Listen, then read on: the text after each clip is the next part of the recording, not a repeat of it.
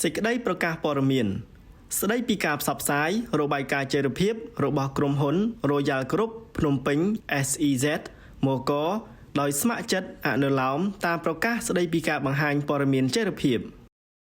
នាយកកមូលបត្រកម្ពុជាសូមអបអរសាទរដល់ក្រុមហ៊ុន Royal Group ភ្នំពេញ SEZ មកដែលជាបុគ្គលចុះបញ្ជីមូលបត្រដែលបានចូលរួមក្នុងផែនការតេស្តសាកល្បងរៀបចំរបាយការណ៍ចីរភាព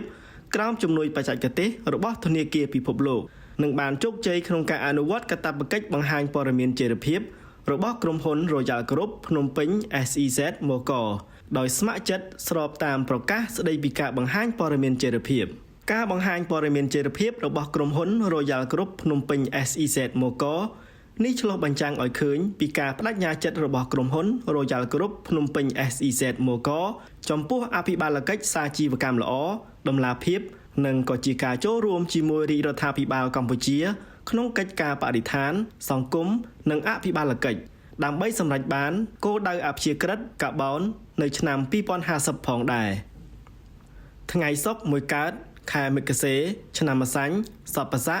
ពុទ្ធសករាជ2569រាជធានីភ្នំពេញថ្ងៃទី21ខែវិច្ឆិកាគ្រិស្តសករាជ2025នាយកកមូលបត្រកម្ពុជា